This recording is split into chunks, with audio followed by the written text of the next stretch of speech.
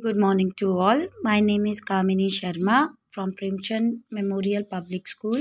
Today I explain English subject of class 6th. The name of the chapter is Around the World in the 72 Days. Theme of the chapter is travel. Let's start with kickstart. 1. Sleepless Night. Elizabeth Crotchney, who wrote under the name Nellie Ballet, had an extraordinary idea. She would break the fictional record of the Phileas Fogg, who went around the world in 80 days in the Jules Verne popular novel. Read about the journey around the world in the 72 days in 1889. बेटा ये जो chapter है ये आपकी English की book का chapter number 12 है। Chapter का नाम है around the world in the 72 days. No doubt इस चैप्टर की थीम से ही पता चल रहा है कि इस चैप्टर में एग्जैक्टली हम लोग क्या पढ़ेंगे। ट्रेवल से रिलेटेड एक जो है पूरा कंसेप्ट होगा। अब इसमें मेनली क्या बताया है कि जो एलिजाबेथ कॉर्चपेनी थे जिन्होंने मेनली हम कह सकते हैं नील बेली ये जो के बारे में उन्होंने बताया है कि एक उन्होंने क्या किया था, एक फिक्शनल रिकॉर्ड जो फिलिसियन फॉग का था वो उन्होंने तोड़ा था। वो मेनली ऑल ओवर वर्ल्ड के लगभग 80 डेज में उन्होंने क्या किया था, जो है आप कह सकते हैं एक जर्नी की थी उन्होंने अराउंड द वर्ल्ड। और उस अराउंड दी वर्ल्ड को जर्नी में करने में उसको अप्रॉक्सीमेटली तो जैसे 80 डेज लिख दिए हैं पर उनको करने में कितना लगा था, 72 डेज लगे थे 1889 में। Let's start. अब हम डिटेल में पढ़ेंगे कि उस जर्नी में उन्होंने किया क्या क्या था। In the late 18th century it took many months to travel around the world। कहते अगर हम लोग बात करते हैं 18वीं शताब्दी की तो बहुत ही महीने लग जाते थे अगर हमें पूरे संसार की यात्रा करनी हो, ठीक है, अगर उसको ट्रेवल करना हो। Boats were late, trains were slow and connection were often missed. जो बोट्स थी जिससे हम लोगों ने एक जगह से दूसरी जगह जाना होता था तो 18th सेंचुरी में जो बोट्स थी एक तो वो लिमिटेड होती थी जिसकी वजह से वो पहले कुछ पैसेंजर्स को छोड़कर आते थे और वापस जब आते थे तो दूसरे पैसेंजर्स को लेकर जाते थे, जिसकी वजह से बोट्स भी काफ़ी लेट होती थी। ट्रेन्स भी बहुत धीरे धीरे चलती थी। तो जो कनेक्शन था ना एक प्लेस से दूसरी प्लेस तक का वो मेनली स्ट्रॉन्ग नहीं था, ठीक है, वो इतना ज़्यादा स्ट्रांगली नहीं था जिसकी वजह से अगर किसी पर्सन को एक प्लेस से दूसरी प्लेस में जाना होता था तो प्रॉब्लम आती थी। But Nellie check the time table and was convinced she could beat a Fogg record. But अब नील ने क्या किया, उन्होंने चेक किया कि अगर उनको ऑल ओवर वर्ल्ड की जर्नी करनी है तो वो कैसे कर सकते थे।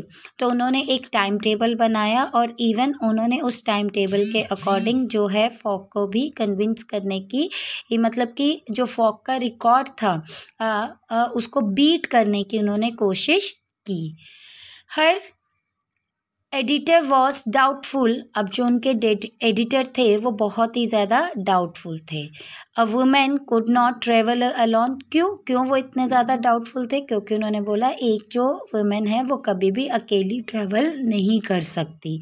ही argued and transferring her dozens of trunks would cause a missed connection.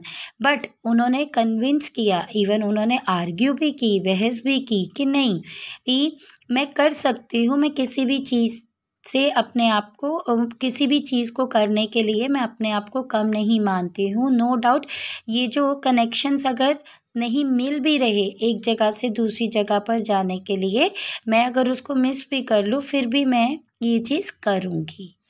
But Nellie was determined. और एक इंसान बेटा जब तक किसी चीज़ को ठान नहीं लेता और ठानने के बाद अगर वो उसको करेगा नहीं तो उसको सक्सेस कहाँ से मिलेगी। तो इसलिए जो नील थे वो बहुत ही ज़्यादा डिटर्मिन इन थी। She didn't need a companion and could travel with only one piece of hand luggage. उसको किसी का भी साथ नहीं चाहिए था, वो मेनली अकेले ही एक जगह से दूसरी जगह जा सकते थे अपने लगेज को लेकर. Beside, if the world would not send her, she had simply find another newspaper that would finally her editor relented. अब मेनली वो क्या थे, आसानी से एक जगह से दूसरी जगह जा सकते थे.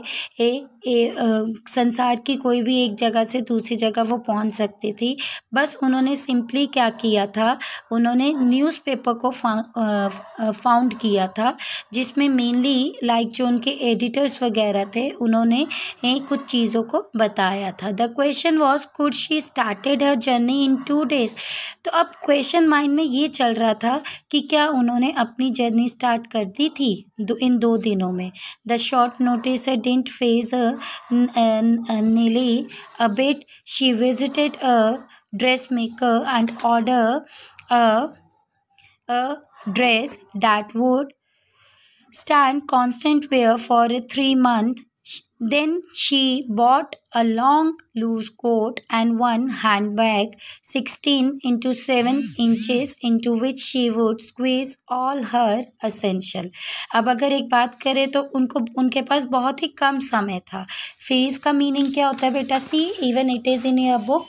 Meaning of faze, surprise and worry put off. कि जो एक तो किसी को सरप्राइज देना और इवन थोड़ा बहुत जो है डरना भी.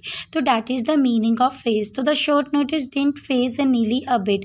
तो उसको ऐसा नहीं लगा कि बहुत ही जल्दी मुझे बोल दिया कि नहीं आप ये चीज़ करना स्टार्ट कर दो. और ना ही वो ऐसा जितना कोई सरप्राइज़ हुई. She visited a dress maker. तो वो तो बहुत एक्साइटेड थी, जिसकी वजह से वो कहाँ पर गई, ड्रेस मेकर के साथ वो मिले और उन्होंने ड्रेस का ऑर्डर किया. और इवन कॉन्स्टेंटली उस ड्रेस को उन्होंने 3 months तक वेयर किया. अब वो जो ड्रेस उन्होंने वेयर की थी वो मेनली कैसे थी, एक लूज कोट था और एक उसके हाथ में एक हैंड बैग था. ठीक है, जिसका साइज़ बता दी है 16 into 7 inches था. और इवन जो चीज़ें उनके लिए ज़रूरी थी वो सब चीज़ें उन्होंने कैरी कर ली थी.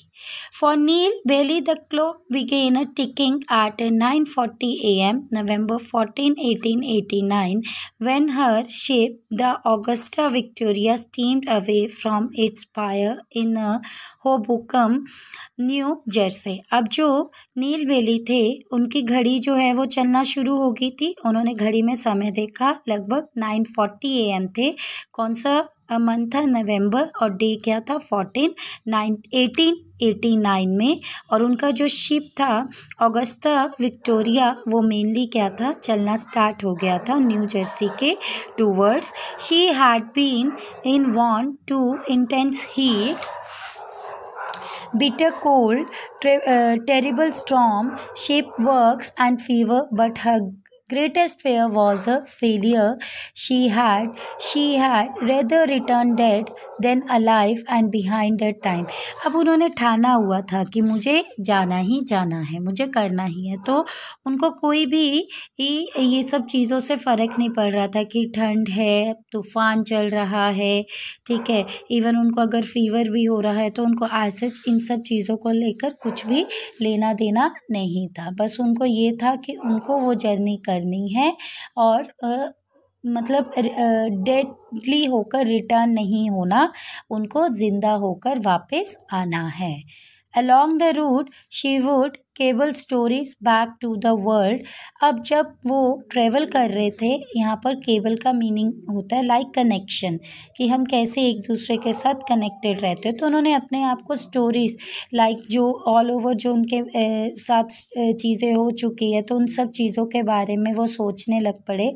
इवन वर्ल्ड के साथ भी जो जो चीज़ें इंटर रिलेटेड थे उनके साथ वो बारे में वो सोचने लगे. Sharing with her readers rare glimpses into life on the other side of the globe. और इवन कुछ किताबें पढ़ना उन्होंने शुरू कर दी थी जिसमें कुछ चीज़ों के बारे में बताया गया था कि ऑल ओवर वर्ल्ड में कैसे कैसे हुआ था, और उनको उन्होंने मेनली इंटर रिलेट कर दिया था ग्लोब के साथ. No sooner had the Augusta Victoria left harbour than Bligh was confronted with her first challenge and overcoming a sea sickness. अब जैसे जैसे जो था समय निकलता जा रहा था, तो ये जो ऑगस्टा विक्टोरिया था ये भी मेनली क्या कर रहे थे, ये जो है हमारा ऑगस्टा विक्टोरिया, इन्होंने भी कई आप कह सकते हैं रास्ता कवर कर दिया था, जिसकी वजह से जो उसका फर्स्ट चैलेंज था कि मुझे यहाँ से निकलना है और पूरे वर्ल्ड की जो है वो जर्नी करनी है, तो वो धीरे धीरे धीरे धीरे वो चीज़ क्या हो रही थी, कम हो रही थी। लाइक इवन पानी में जो है ट्रेवल करने में उनको जो एक फोबिया भी था, एक डर था कि मे बी मैं जब ट्रेवल करूं तो कुछ प्रॉब्लम्स भी हो सकती है, तो उन सब चीज़ों में उनकी वो जो ओवरकमिंग हो रही थी सी सिकनेस वगैरह को लेकर। And she going around the world one means need, but Neil's motto was energy rightly applied and directed will accomplish anything. But अगर हम उसकी बात करते हैं इन्हीं की, तो वो जो है ऑल ओवर उनके माइंड में था कि मुझे ऑल ओवर वर्ल्ड की क्या करनी है, जर्नी करनी है।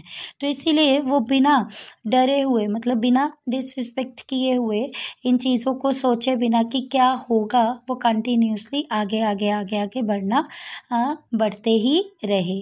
तो जो नील थे उनका मोटो मेनली क्या था कि उनकी जो एनर्जी है उन्होंने उसको ख़त्म नहीं किया, उन्होंने अपनी एनर्जी को वैसे ही मेंटेन कर रखा, क्योंकि उनका मेन टारगेट क्या था, अपनी चीज़ों को वो अचीव करना, मतलब जहाँ पर वो पहुँचना चाहते थे अपनी डेस्टिनेशन में, वहाँ पर वो इजीली पहुँच गए। So by the time she arrived in the Southampton England, she had conquered her seasickness and was in a good spirit. अब जैसे जैसे समय व्यतीत होता गया तो वो मेनली कहाँ पर पहुँच गए, साउथ एम्पटन में पहुँच गए, इंग्लैंड में। और इवन उनका जो सी सिकनेस का कंसेप्ट था, जो उनमें जो डर था कि पानी को देखकर, वो भी क्या हो गया, कम होना शुरू हो गया। तो इस तरह से उनके माइंड में एक कुछ गुड स्पिरिट्स, कुछ अच्छी अच्छी बातें माइंड में आने लग पड़ी, और उन्होंने सोचा कि वो ईजिली इस चीज़ को कर सकेंगे, वो ट्रैवलिंग कर सकेंगे। Please student read the content from the book. This is the half explanation of the story. I will send rest of the story in next video. Go through the content from the book. If you have any query, send it on a WhatsApp group. Thank you. Have a nice day.